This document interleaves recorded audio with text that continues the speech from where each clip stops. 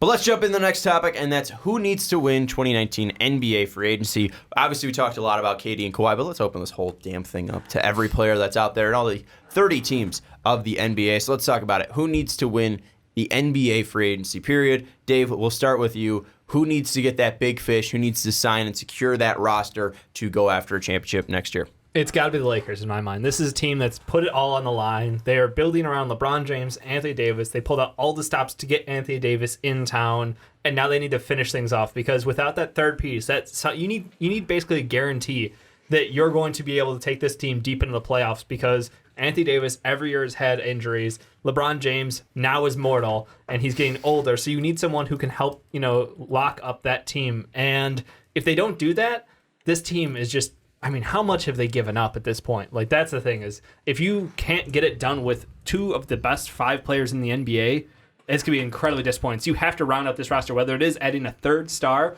or whether it's adding some of the best backup role players in the NBA. Well, Isn't it crazy just being mortal means like having a freak groin strain and putting up 27 and 7 and 7? Yeah, that's what it is, though. That's exactly what it is. The thing I even look at, too, is the reason why the Lakers are one of my top teams is because your front office, after the whole Magic thing, didn't know how salaries worked, where AD coming over was like, hey, fine, I guess I'll waive my trade kicker so that just you get paid several $1 million in Space Jam Bonga, money. We have to trade Mo Wagner, we have to trade all these players and a second-round pick. Look, to be fair, neither one of those guys could really sniff an NBA roster last year. And I anyway. know that... But just, they had to get rid of all these players because they made that mistake. Yep. And I know that there are people out there that are like, well, AD shouldn't even get that trade kicker because he requested the trade. That's a conversation for a different day. But it's like, that's why to me, where the Lakers, it's like the position you put AD in after being traded to basically waive money so that you can give that to another max star. I would say the Lakers are my second team of if they do not get a big free agent, it is a wash this year. It is a huge loss because they can't. A wash or a loss? Because a wash is like, I'll say a loss, but like a wash where don't expect them to win a title even with AD and LeBron. They need that third player because if they end up with a Caldwell Pope, Rajon Rondo, Lance Stevenson free agency again, then it's like, what the fuck are we doing? Here's the reason why they're not my team, and it's definitely not a bad team. They're definitely up there for me. But even if they don't get that max player, let's say they don't get a Kawhi Leonard, let's say they don't get Kyrie Irving, let's say they don't get Jimmy Butler, whoever player is out there that they signed to that max, if they're still able to hit that $32+ million and effectively put around a good team around AD and LeBron, they can still win free agency because those two players can still win a title with the right players around them. So I don't think they need to win free agency in that way. That's why when I look at the Lakers, if they go out there and put the right pieces around them and not just a star, I think they'll be fine. That's why they're not my team. They're definitely up there for sure because they can fuck it up. And if they fuck it up, it's really bad. Supporting cast goes a long way. We saw what Kawhi Leonard was able to do last year with an emerging star in Pascal Siakam, an older point guard in Kyle Lowry, and an aging Marc Gasol. So, you don't need... Disrespect to Danny Green. Danny Green's there, but he was... Fuck you. The point is that, when you have that many great supporting guys alongside you, Kawhi Leonard, the load got easier on him. So with LeBron James already having Anthony Davis on that team, like you said, I don't know how much pressure there is. That team should be able to get to the playoffs without a doubt. You could staple on a bunch of G Leaguers, and that roster should get to the playoffs. Can I ask you a question? Yeah. Because I heard no, kill the conversation. Do you believe what I heard on SportsCenter, where you hear all these guys like maybe a Woj, a Stephen A, where it's well, you got to think of Chris Bosh, Kevin Love. What had happened to them when they joined LeBron? Do you fear that happens to AD, where it's Kevin Love and Chris Bosh were great on their own, when paired with LeBron, they were less than what they were on their individual teams. I'll go after this one just because because Chris Bosh and Kevin Love were the third guys on there. They were playing, it's not the position. Mm-hmm. They were the third less talented player on that team. That's why. If they add then a max in free agency, do you fear that with AD? No, because AD is immediately the second best player. That's my point. So no matter who they get, that next guy is going to be the third. Yes, without a doubt. I mean, Kawhi, iffy, but I still think they can work him into it, and I don't think they're going to shy away from AD like they did KD or Chris Bosh. Neither of those guys put up 50 and 20 for like half a season. It felt like Anthony Davis is a different kind of monster.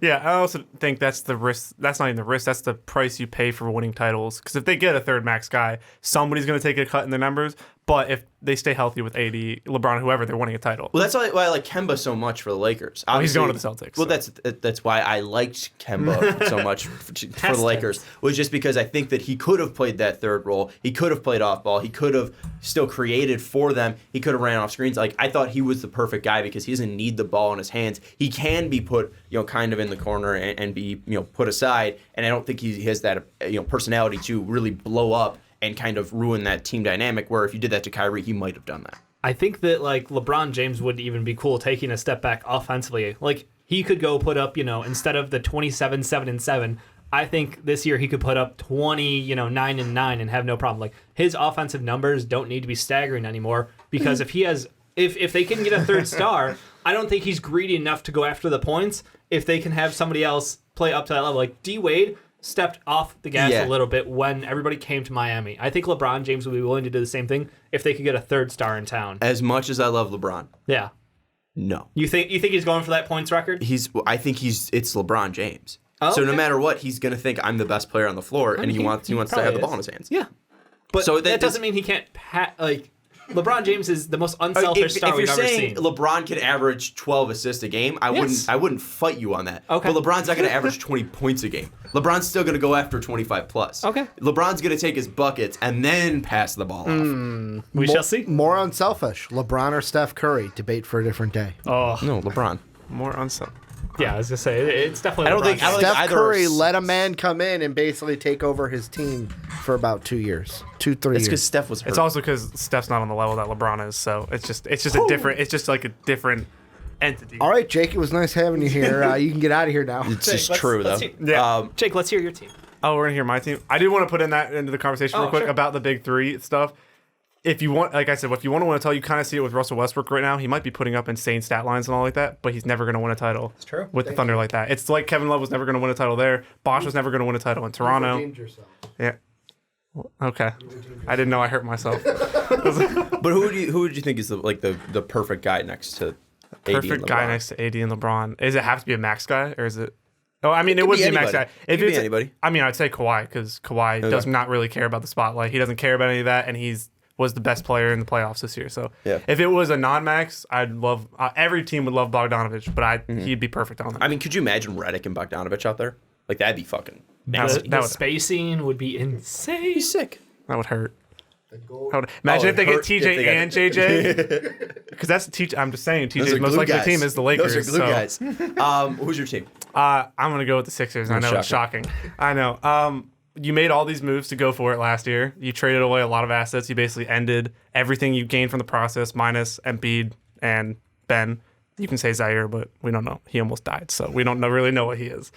I would say if you don't get Jimmy Butler back and then you give Tobias Harris a max contract, that was a failure. If you get Jimmy back and you get Toby back, you're NBA finals contenders again. You were one lucky bounce this year from going to the final, not going to the finals, from going to overtime in Game 7 against the team that won the finals. You were the only team to take them to 7 games. So you have to go out and you have to at least somewhat redeem yourself for the moves that you made last year. And if you lose out on the 2 guys that you trade all those assets to go get and you got out in the same round, then you absolutely are just a failure in my mind. I think that with the 76ers future, like stars that they have in Ben and Joel, it's definitely going to be massively detrimental to their current timeline if they don't re-sign Jimmy. But if they miss out on it, I don't feel like they're going to be massive losers because the thing is, too, there's still going to be more free agents out there, and you're going to give Ben and Joel a little bit of time to kind of just come back together I think there's a little bit of part where recently they've kind of been pulling apart. I think if they I'm just saying I felt like last year before they got Jimmy Butler and before they got Tobias Harris, these guys were hip to hip, and then there's rumors last year that they were kind of fighting a little bit. And those rumors were all basically false and from outside beat writers that didn't know what they were talking about. I'm just saying, it looks like Jimmy Butler moved in and that's what Jimmy does. That's what they needed. That's what they needed, though, is they needed that. Jimmy is the glue guy, as you would say. Yeah. You need that kind of guy. I feel like they didn't need glue, though, that's what I was saying. I mean, they were, did you see how, bad they were? They couldn't beat, they would have gotten swept by the Raptors if they had the same roster they did last year. I'm not saying on the floor. I'm just saying those two together. Jimmy and Ben Ben and Joel were never best friends. They were never out. You never saw them out together. You never saw them even leaving the arena with each other. I'm just saying, that's what I see at least. Yeah. I'm just saying I don't think it would hurt.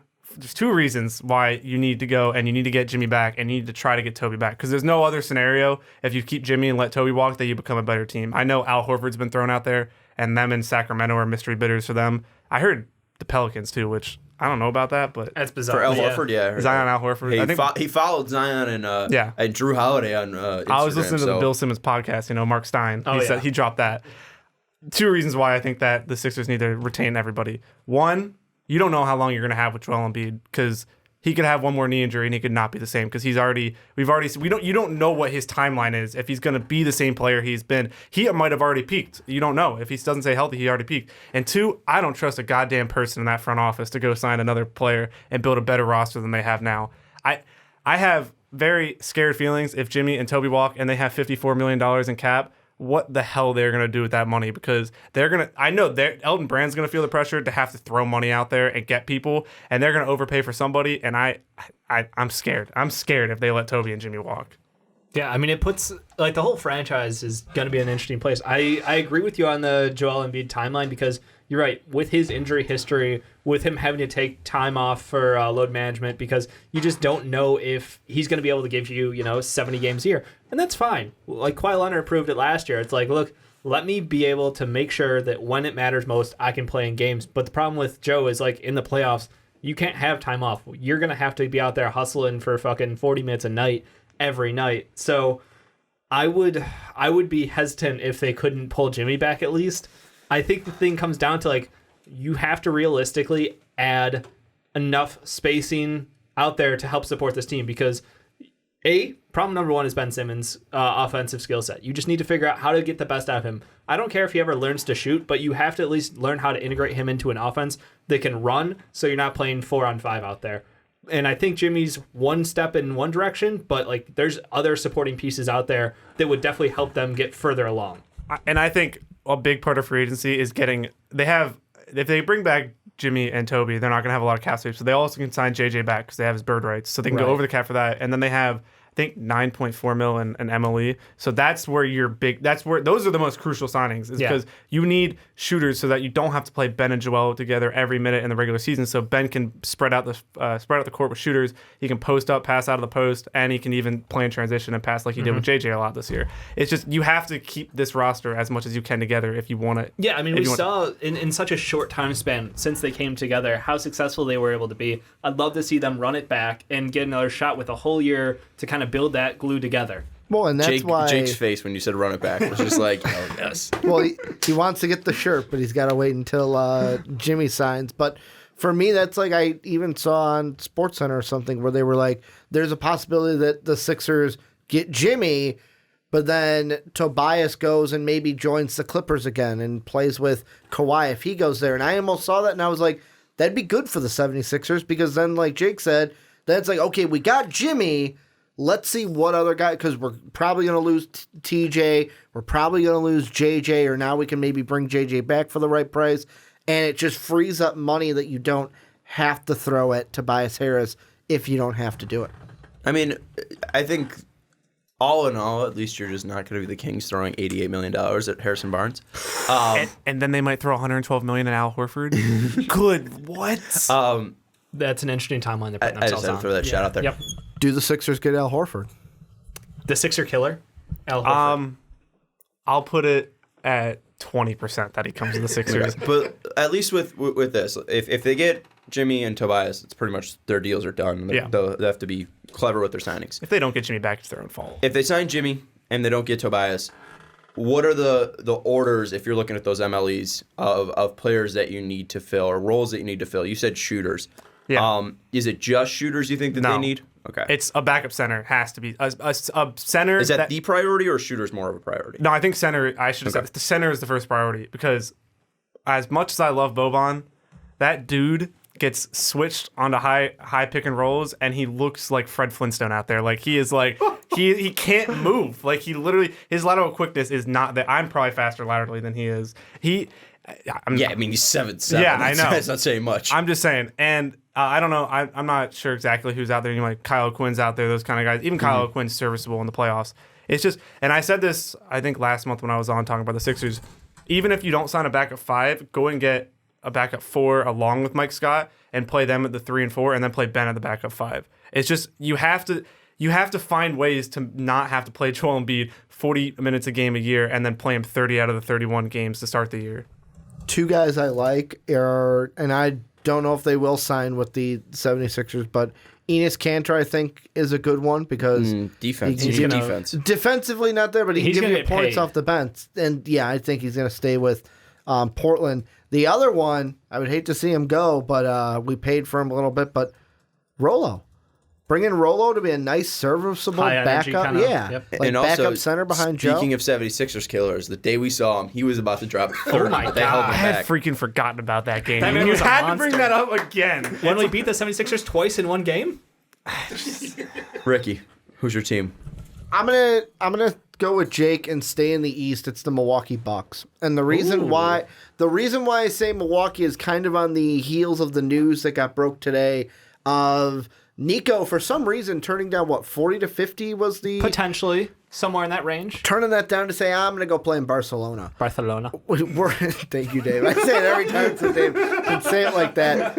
And the thing that I mean, the reason why I say the Bucks is now that it's not for sure, but it's reported that Nico may be going to Barcelona. That's one guy that, hey, we could bring back and basically run it back ourselves. Yeah. Kawhi, if he leaves the East, it's basically the 76ers and the Bucks. And if you lose out on Brogdon, if a team pays out for Brogdon and gets him away, if for some reason you can't get Chris Midd to come back, well, they're like this is a team that here's real quick. The thing is, if they're not signing, if Mirotic is gone and George Hill's contract's up, they have all that money free. They're throwing maxes at Chris Middleton and Brogdon, and there's no way they're not taking those. Well, but so they're gonna keep those guys. I was gonna say the thing that helps them with the Brogdon thing, but also if I'm the Bucks, do I also want to throw a max deal at Brogdon because per Zach Lowe, some teams interested in Brogdon have concerns he'll re-injure his right foot. So if there's other teams that are thinking that, if I'm the Bucks, do I sit there and go, well, if I don't have to throw a max at him, why would I throw a max at him? Here's the thing that I would just say with the foot thing is the team that has the best medicals on Malcolm Brogdon is his own team. So the team that's going to have the most knowledge about that situation, about the foot, will be the Bucks. So they can make that judgment on their own, so they'll have the most information to do that. I'm not too worried about the Bucks though, because in the end all be all, you have Giannis, and if you don't re-sign Chris Middleton, you don't re-sign Malcolm Brogdon. Yes, those guys are leaving, and that's going to be a detriment to your team. But you still have cap space. You still have money that's open to address concerns on that team. And while you might not get players to those level, you still have Giannis, who's getting better and older and more mature in his game. The only thing I fear, and Dave, before you jump in, the only thing I fear is if they lose even one of them and go after someone else, put yourself in that situation, would you choose to play? Like, let's say the Lakers offered you, Lakers and Bucks, where are you going? I'm going to L.A.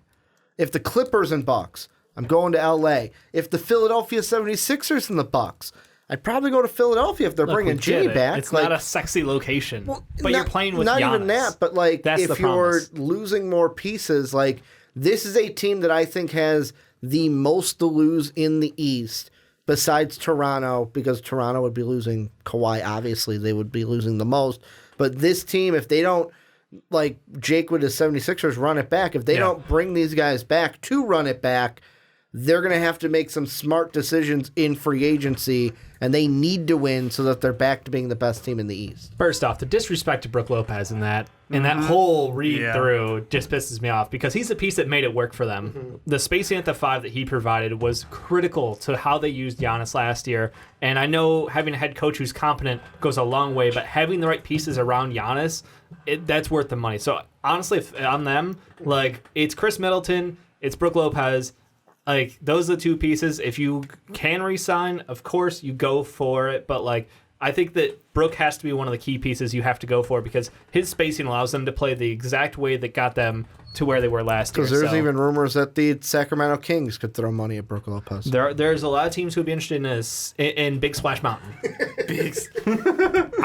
I would just say, I don't know if giving Chris Middleton a 5/190 is winning, but it's kind of what they're stuck. You have to protect it. They have to. Yeah. No, yeah, they have to. It's kind of like, look, I know Sixers again, but Tobias Harris, I don't think he's a max player, but he's somebody you have to throw a max contract at to keep. And then Malcolm Brogdon I don't think he's as valuable to other teams as he is to the Bucks, because I read something yesterday he's taken like the most wide. He took like three pointers last success. year. Yeah, like his 50, 40, 90 year. He made it, right? Didn't he? Yeah. He did.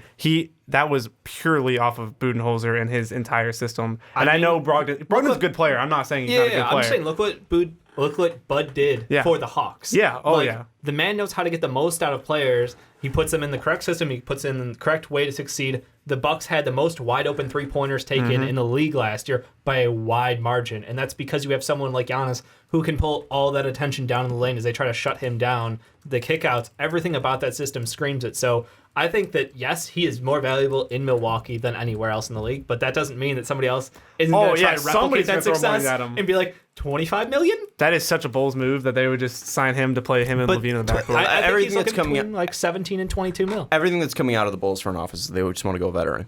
They don't want to. He is a veteran. Yeah. No, like an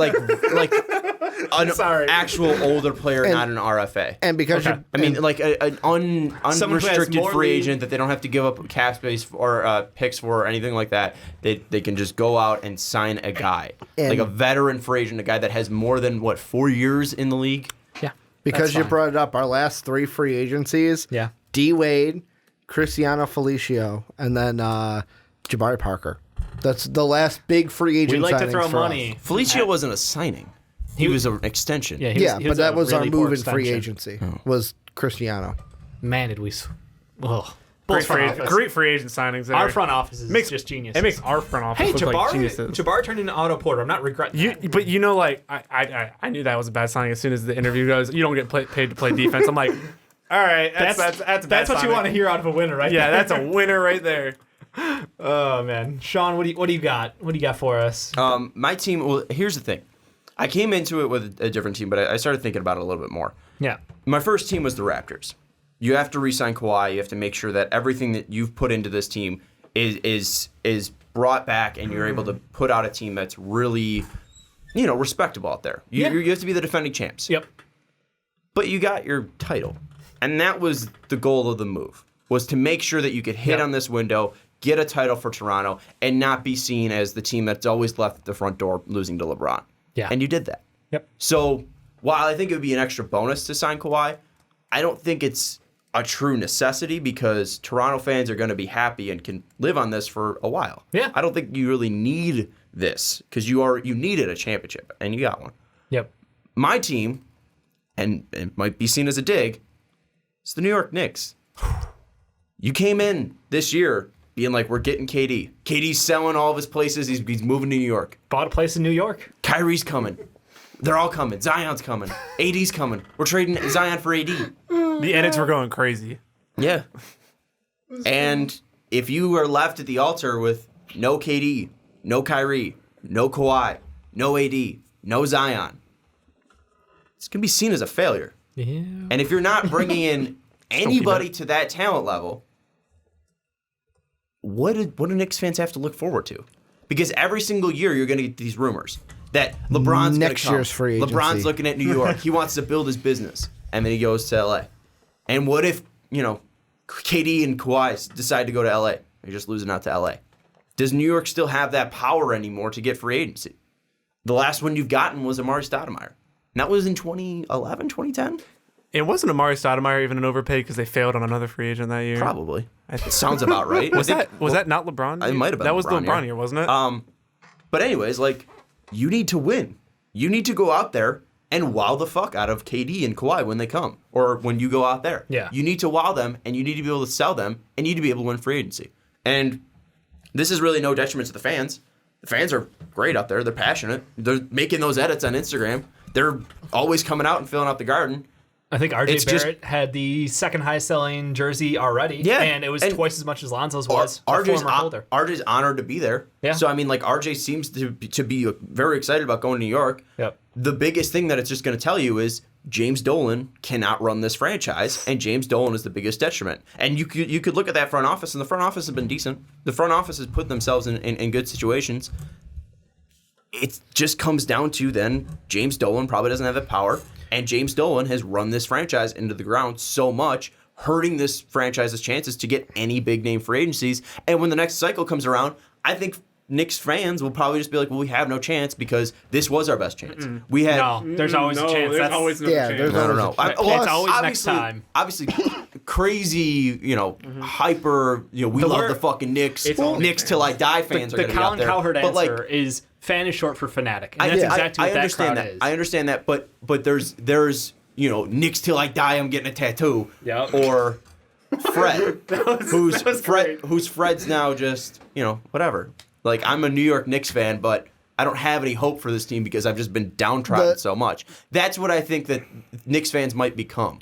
It's kind of like White Sox fans. We have all this hype about we're getting Machado. Yeah. Oh, now all the money's going to Bryce Harper. But they just consistently fail. Yeah. And I think that could be what some Knicks fans go towards if they're not able to get a big name this free agency. One of the things I think about as you were talking is like, you bash on James Dolan. And is it easy to? Absolutely. Is he the perfect owner? Absolutely not.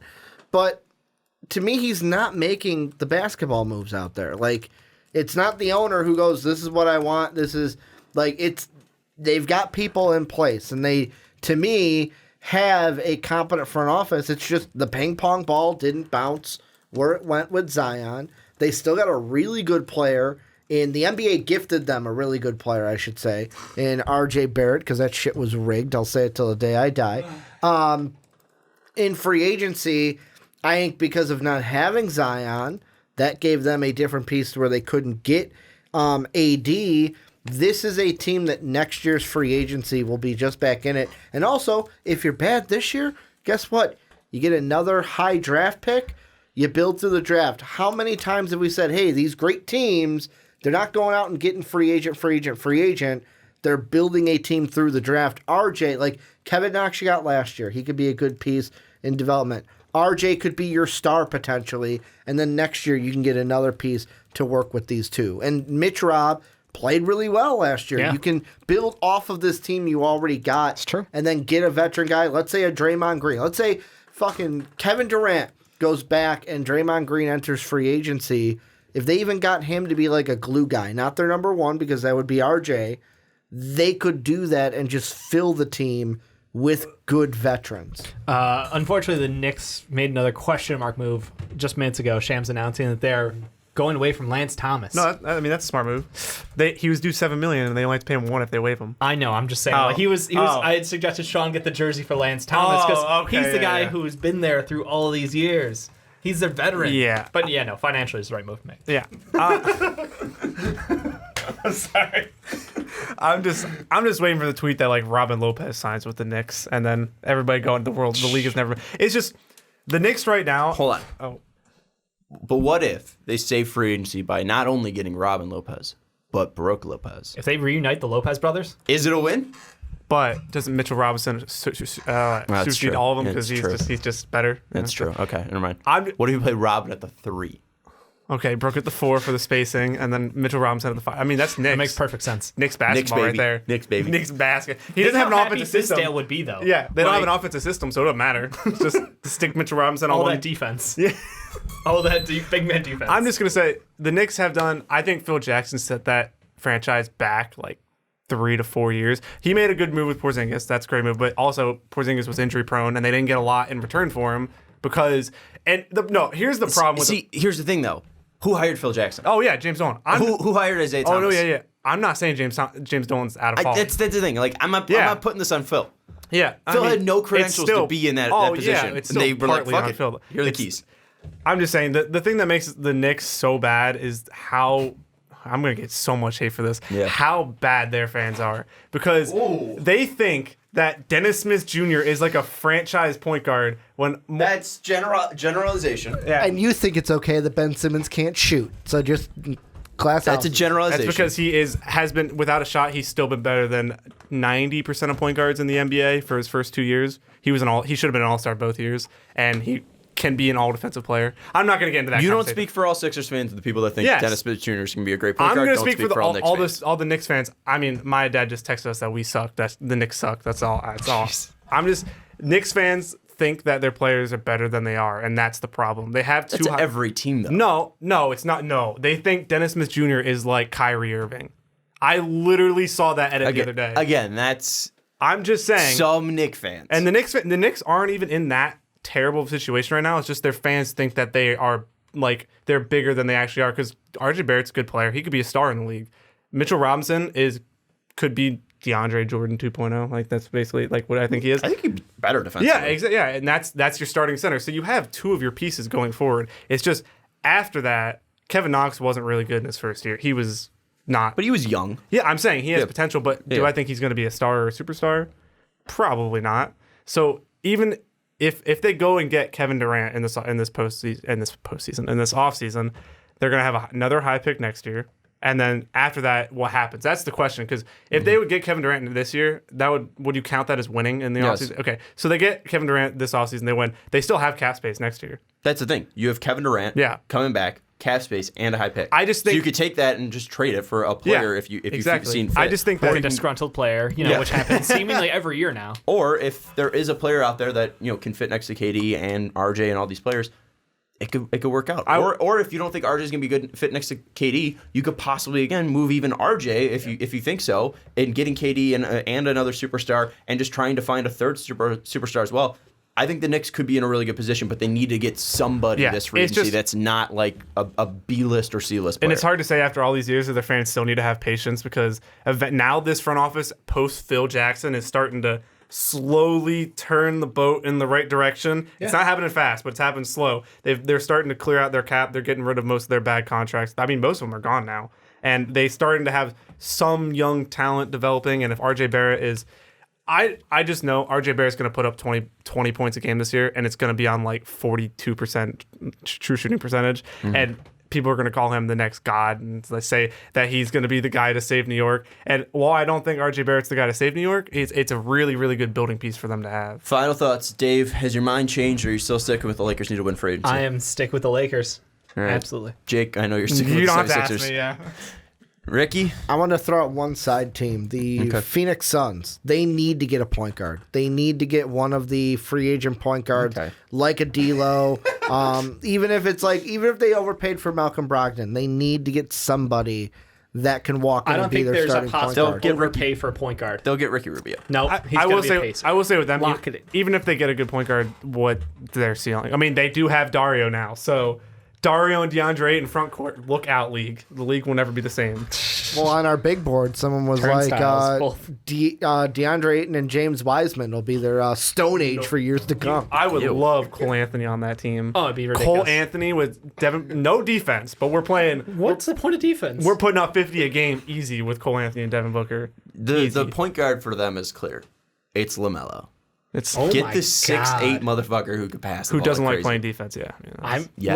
Defense.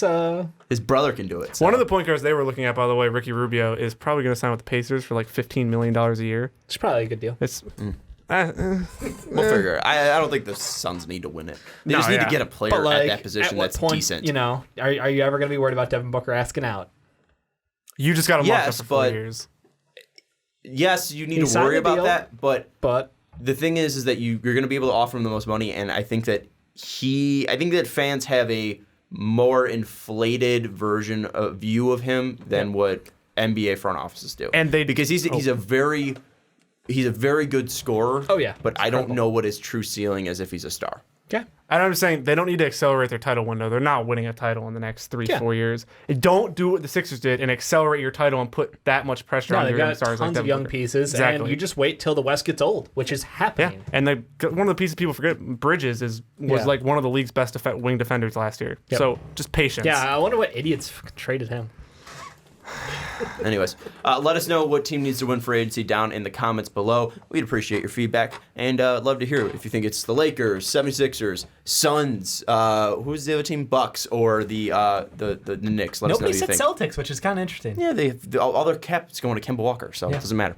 Let us know who you think down in the comments below.